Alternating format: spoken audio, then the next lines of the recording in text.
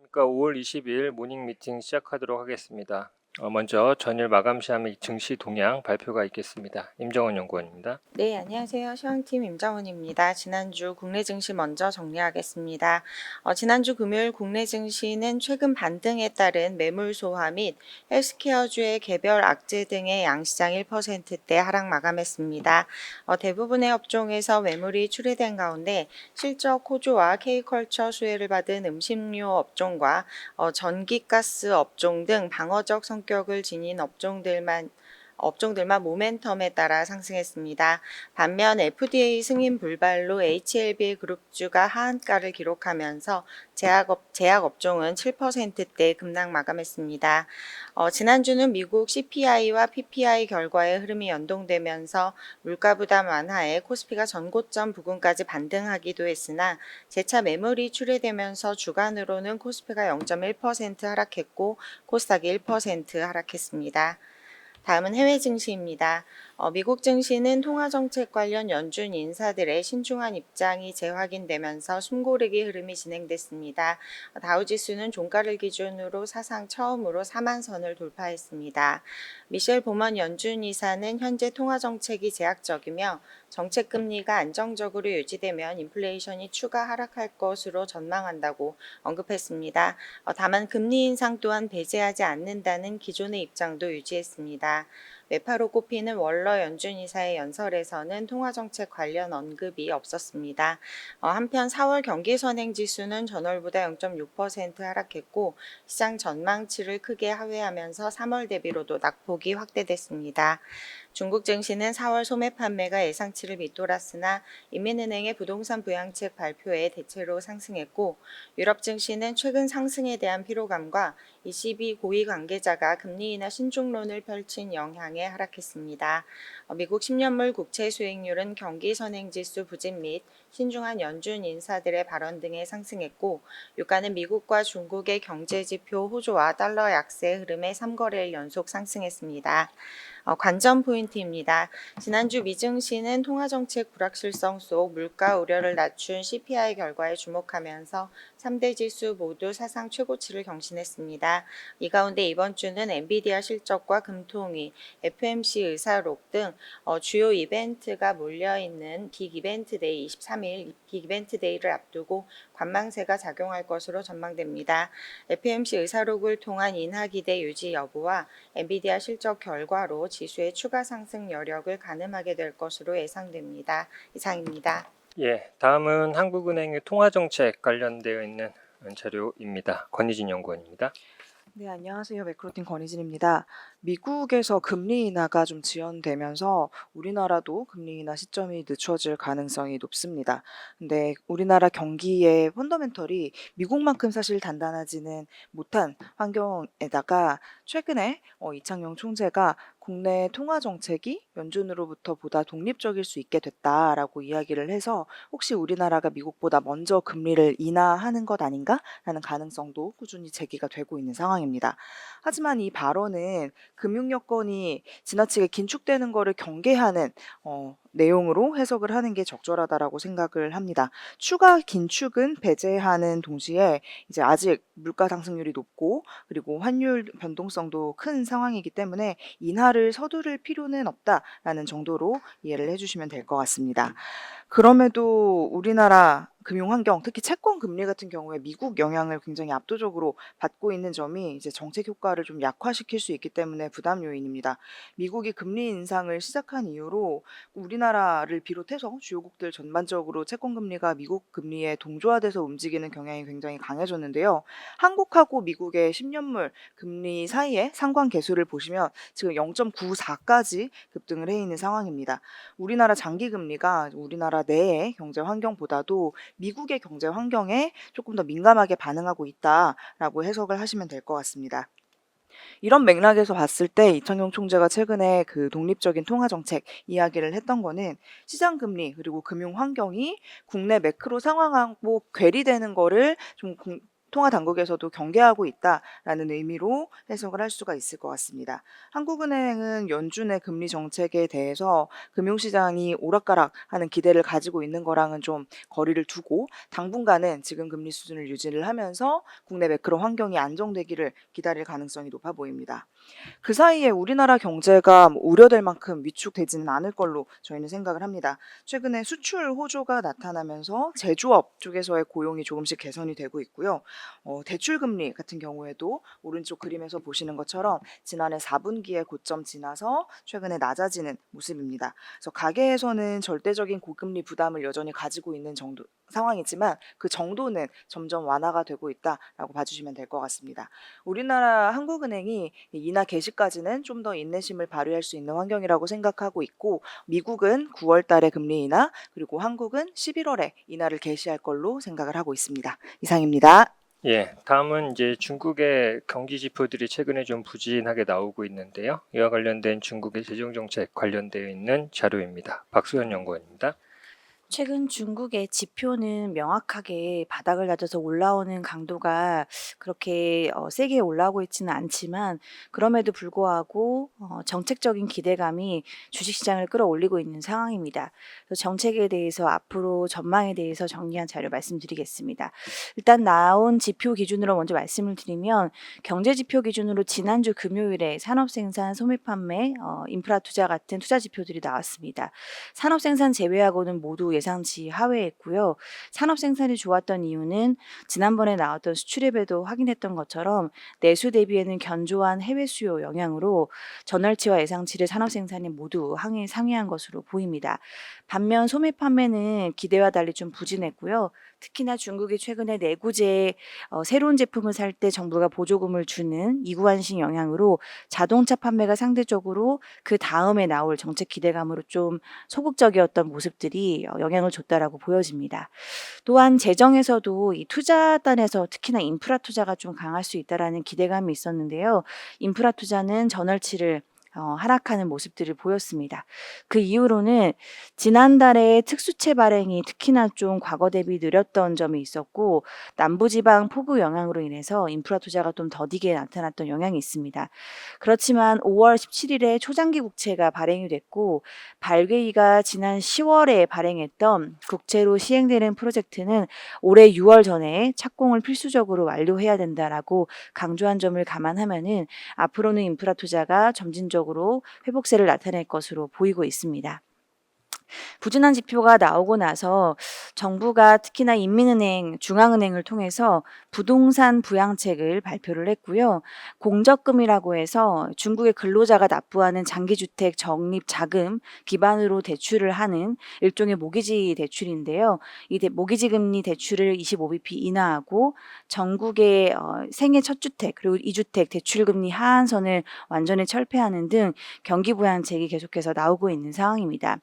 여기에 의해서 내부적으로는 지표가 부진하고 정책 기대감이 나타나고 있는 상황에서 외부적으로 미국의 대중 고율 관세 부과가 지속적으로 나타나고 있는 상황입니다. 트럼프의 지지율이 다시 바이든을 뚫고 올라가는 상황들이 형성이 되면서 바이든이 이를 경계해서 강력한 대중 제재 카드를 꺼내들고 있는 상황으로 좀 판단을 하고 있습니다. 1분기 중국이 저가 물량 수출 전략으로 양호한 GDP를 기록을 했고 이번에 나왔던 실물 지표에서도 산업 생산이 양호했던 모습들은 수출이 상대적으로 경기를 방어해주는 모습이었습니다. 미국의 중국에 대한 고율 관세 부과로 미국에 대한 중국의 압박이 중국에 대한 정책 기대감을 더 강하게 정부가 발표할 수 있다라는 기대감으로 형성될 가능성이 있다라고 판단을 하고 있습니다. 올해 중국 정부는 부동산 이구환신, 그러니까 부동산 신규 주택을 구매할 당시에 정부가 정책적으로 지원을 해주는 방안으로 정부가 부동산의 정책 우선순위를 기존에서는 준공 완료해서 지금은 재고 소진으로 방향을 변경하고 있는 상황입니다. 인민은행은 앞서 말씀드린 것처럼 모기지 대출도 계속해서 내리고 있는 상황이기 때문에 다수 부양책이 4월 말부터 발표가 된 것을 감안하면 앞으로 한두 달 정도 지표로 관련되어 있는 정책 효과를 확인할 필요가 있어 보인다라고 보이고요. 앞으로 시장이 주목할 것은 첫 번째로는 이 부동산 이구안신, 과연 정부가 얼만큼의 예산을 가지고 주택을 구매할 때 보조금을 줄 것인지, 지금 컨센서스는 1조 유안 정도로 형성되어 있는데요.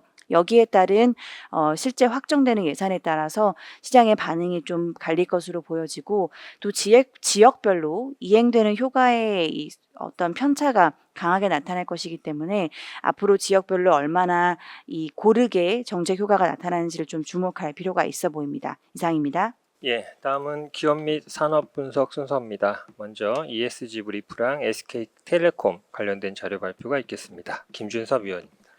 예, 안녕하십니까. 통신 ESG를 담당하고 있는 김주성입니다. 먼저 글로벌 ESG 브리프에 대해 말씀드리도록 하겠습니다. 지난주 ESG의 화두는 일본 밸류업 프로그램이 일본 주총 시즌에 미치는 영향과 공급망 이슈가 이끄는 무탄소 에너지 전환에 대해 언급을 드려야 될 것 같습니다. 일단 일본 같은 경우는 한국보다 밸류업 프로그램이 한 1년 정도 앞서 실시가 되었는데요. 일본에서는 밸류업 프로그램이 실시된 지 두 번째 맞는 주총 시즌입니다. 이번 일본 주총 시즌에는 크게 ROE 개선 요구와 기후주주 제한 관련한 이슈들이 적극적으로 전개가 되고 있는 상황인데요.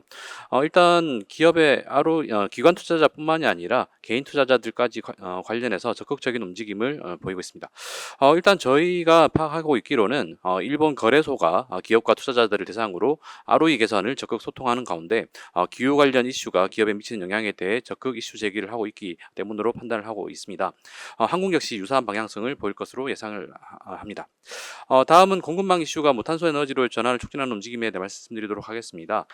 일단 마이크로소프트 그리고 애플과 같은 빅테크 기업들은 자신들의 납품을 하는 공급망 기업들을 대상으로 에너지원 전환을 요구를 하고 있는데요.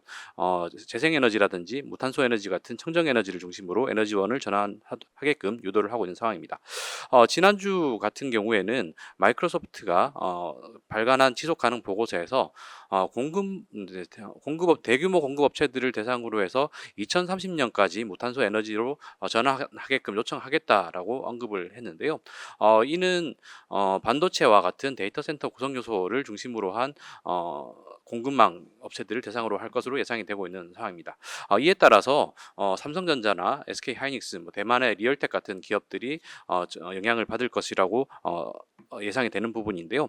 이런 것들이 실제로 손익에 미치는 영향이 불가피할 전망입니다. ESG 이슈들이 기업의 움직임 변화를 촉진하는 동향입니다. 자세한 내용은 리포트를 참고해 주시면 좋겠습니다. 다음은 SK텔레콤 관련해서 말씀드립니다. 투자의견 바이 목표 주가 7만 원임을 리마인드 드리도록 하겠습니다. 일단 SK텔레콤의 투자 포인트는 엔터프라이즈 사업의 고성장인데요. 오늘 말씀드릴 내용은 이 엔터프라이즈 사업 가운데 클라우드 사업입니다. 현재 SK텔레콤 같은 경우에는 배당 정책이 일단은 주가의 화두라고 파악을 하고 있는데요. 점진적으로 이와 같은 투자 포인트를 중심으로 이야기가 될 것으로 예상이 되고 있습니다. 일단 클라우드 사업 관련해서는 사실 매출액 규모 자체는 크진 않습니다. 2023년 기준으로 1,460억 정도가 되는데 저희는 성장률에 주목을 할 필요가 있다라고 판단합니다. 2021년 이후 연평균 50%의 성장률을 보이고 있고요. 이 부분은 클라우드를 사용하고자 하는 기업들이 빠르게 늘어나고 있는 때문에 SK텔레콤 같은 MSP라고 하는 클라우드 전환을 컨설팅하고 설계를 해주는 MSP 매출액이 빠르게 성장을 하고 있는 상황으로 판단을 하고 있습니다. 거기에다가 기업의 자생적인 움직임뿐만이 아니라 최근 들어서 생성형 AI를 도입하고자 하는 기업들이 이제 클라우드를 도입하고자 하는 움직임들이 빠르게 늘어나고 있기 때문에 매출액이 빠르게 성장을 하는 국면인데요. 이 MSP 사업 같은 경우는 자체적인 클라우드 사업 매출액뿐만 아니라 통신 업종과의 시너지까지도 발생을 할 것으로 예상을 하고 있습니다. 지금 SK텔레콤이 판매를 하고 있는 엣지 클라우드라든지 데이터 센터 같은 경우도 이 MSP 사업에서 프로모션이 되는 형태라고 판단이 되고 있고요. 이에 따라서 본업에도 MSP의 영향으로 인해서 실적이 빠르게 개선이 될 것으로 생각이 되고 있습니다. 현재는 주주환원 정책 관련한 부분들이 지금 SK텔레콤의 주가의 핵심이다라고 판단이 됩니다만 MSP의 클라우드 사업 역시도 주요 투자 포인트가 될 것으로 예상을 하고 있습니다. 투자 의견 바이 목표 주가 7만 원 유지합니다. 이상입니다. 예, 다음은 ITM 반도체 1분기 실적 리뷰 자료입니다. 예, 이창민 연구원입니다. ITNS 이창민입니다. ITM 반도체에 대한 투자 의견 바이와 목표 주가 28,000원을 유지합니다. 전일 종가 기준 상승 여력은 19% 수준이고요. ITM 반도체 2024년 1분기 매출액은 1,386억 원을 기록해 매출액이 컨센서스를 26% 상회했습니다. 전자담배 관련 매출이 안정적으로 발생한 가운데 북미 고객 사양, 보호회로 매출이 전년 동기 대비 58% 확대된 점이 호실적을 시현한 원인이었습니다. ITM 반도체의 2024년 2분기 실적은 매출액 1,456억 원, 영업 적자 24억 원으로 예상이 되고 있습니다. 전반적인 분위기는 1분기와 유사할 가운데 국내 고객사 클램쉘 타입 폴더블 폰의 보호로 공급이 시작됨에 따라 전분기 대비 실적 개선이 가능할 것으로 전망하고 있습니다. ITM 반도체 주요 투자 포인트는 크게 4가지입니다. 첫 번째는 국내 고객사 스마트폰용 보호로 공급 시작으로 계절성 완화 그리고 외형 확대, 고객사 다변화 효과가 기대가 됩니다. 두 번째는 고수익 전자담배 매출이 지속돼서 확대되는 점입니다. 세 번째는 방산, 선박 등 중대형 어플리케이션향 수주가 순차적으로 진행되는 점이고 마지막 네 번째는 온디바이스 AI와 AI폰 확산으로 고전압 저저항 보호료에 대한 수요가 확대되는 점입니다. 이러한 점들 바탕으로 ITM 반도체에 대한 긍정적인 투자 의견 유지하도록 하겠습니다. 예, 다음은 SK 오션 플랜트 1분기 실적 리뷰 자료입니다. 정혜정 연구원입니다. 네, 안녕하세요. 유틸리티 담당 정혜정입니다. SK 오션 플랜트 실적 관련해서 말씀드리겠습니다. 우선 SK 오션 플랜트에 대해 목표 주가를 2만 원으로 하향 조정하지만 아직 상승 여력이 충분히 남아있다는 점을 감안해 투자 의견 바이를 유지합니다.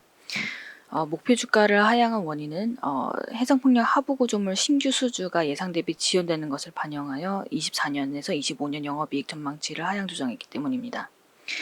SK 오션 플랜트의 1분기 매출액은 1,270억 원, 영업이익은 89억 원을 기록하면서 전년 동기 대비 크게 감소했고 마찬가지로 시장 컨센서스도 32% 좀 큰 폭으로 하회하는 모습을 보였습니다. 이렇게 매출액이 전년 동기 대비 그리고 예상 대비 부진했던 것은 주요 부문들에서 예정되었던 매출 인식이 지연되었기 때문인데요. 특히 해상풍력 같은 경우 전년 동기 대비 매출액이 30% 감소했는데 이는 대만의 하이롱 프로젝트 진행률 조정으로 인해서 70억 원의 매출 인식이 지연되었던 것으로 파악되고 있습니다.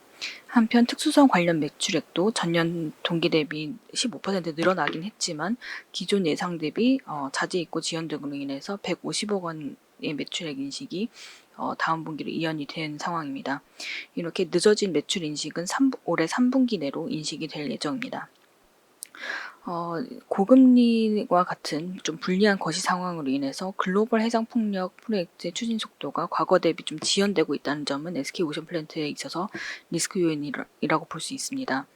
하지만 SK 오션 플랜트의 경우 5월 중에 대만향으로 678억 원의 신규 수주를 기확보했고 마찬가지로 주요 시장인 대만의 해상풍력 프로젝트들이 좀 지연이 되는 부분이 있지만 꾸준히 계속 진행이 되고 있다는 점을 고려해서 연내 추가 수주를 기대할 수 있기 때문에 큰 틀에서의 성장 동력은 여전히 유지되고 있다는 판단입니다. 이상입니다. 예, 금일 준비된 자료 발표를 모두 마쳤습니다. 감사합니다.